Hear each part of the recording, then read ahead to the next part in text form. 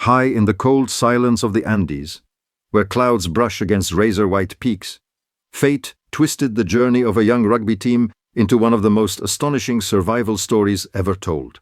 It began with excitement, laughter, plans for a friendly match in Chile.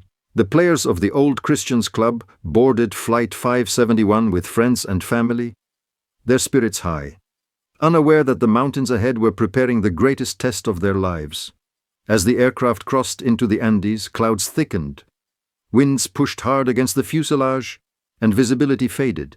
Inside, the team joked, played cards, talked about future dreams. Then, everything changed. A sudden drop, a violent shake, a roar of wind, and a moment later, the world outside turned into blazing white snow.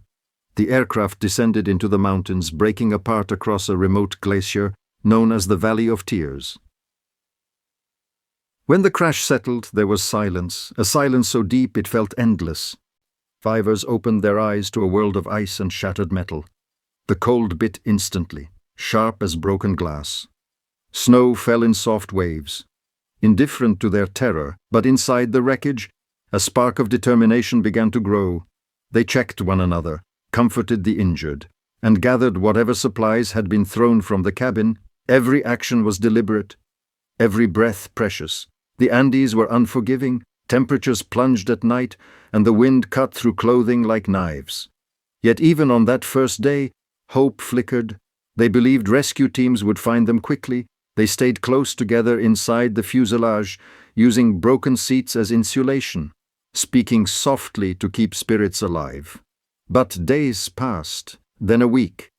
The radio brought only static. Search teams could not spot the tiny white wreck buried in a sea of endless snow. And on the survivors' side, food dwindled fast. Water was no problem. The mountains were full of snow, but energy was a different battle entirely. Their bodies weakened, but their will refused to break. They created routines, assigned roles, built makeshift blankets, strengthened the fuselage wall with luggage. Every decision mattered. Every ounce of cooperation kept them alive. The Andes tested them again and again.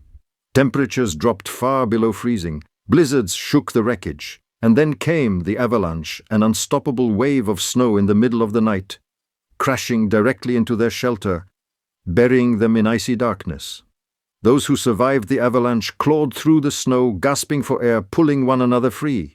When morning light returned, the glacier looked untouched by tragedy. The world was silent again, but the survivors refused to surrender.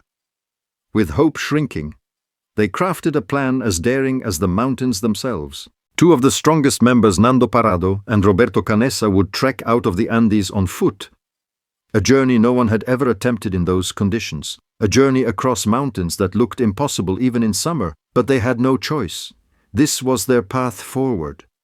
They prepared for days, sewing insulation from seat covers, melting snow for water, studying the horizon for the safest route. When they finally stepped away from the wreckage, the others watched them disappear into a wall of white, a moment filled with fear, but also with belief.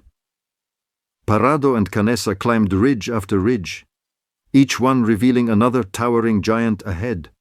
Their legs ached, their lungs burned with thin air, but they pushed on. The sun reflected off the snow so fiercely it blinded them. At night the cold wrapped around them like steel. Still, they kept moving. Step by step, breath by breath, powered by something deeper than strength. Determination born from the people waiting behind them. After more than a week in the mountains, they finally reached green valleys. Grass, rivers, life. And then, a figure, a Chilean rancher across the river. They shouted for help. Voices cracking from exhaustion and hope intertwined. Rescue teams were launched immediately. Helicopters flew deep into the Andes, and for the first time in 72 days, the survivors heard the sound of salvation cutting through the icy sky.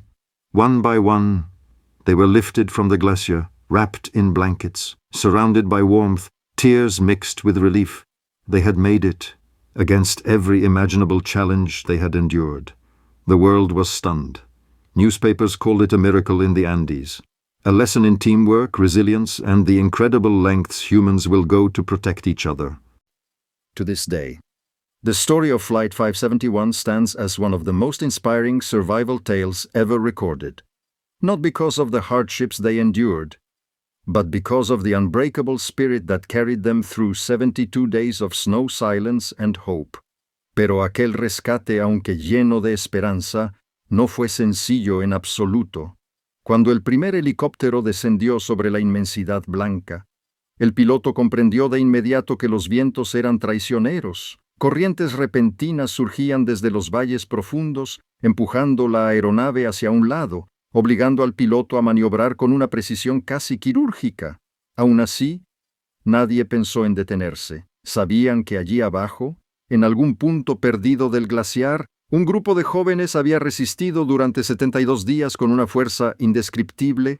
Cuando las aspas finalmente se detuvieron y la puerta se abrió, el sonido del helicóptero rompió la quietud helada como si trajera consigo otro mundo, uno lleno de vida, de calor, de promesas.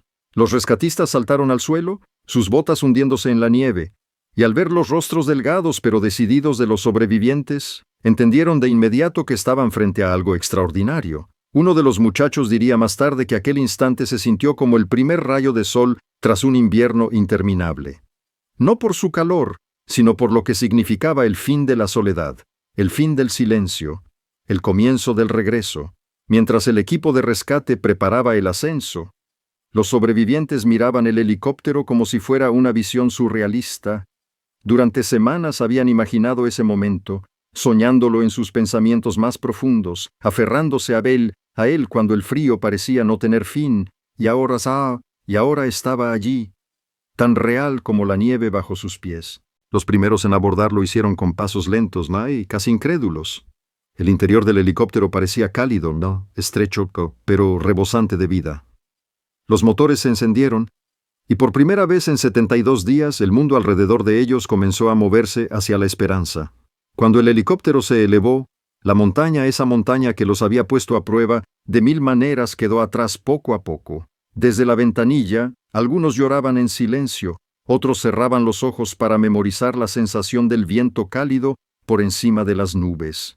Aún quedaba un segundo vuelo para rescatar a los que permanecían en el fuselaje.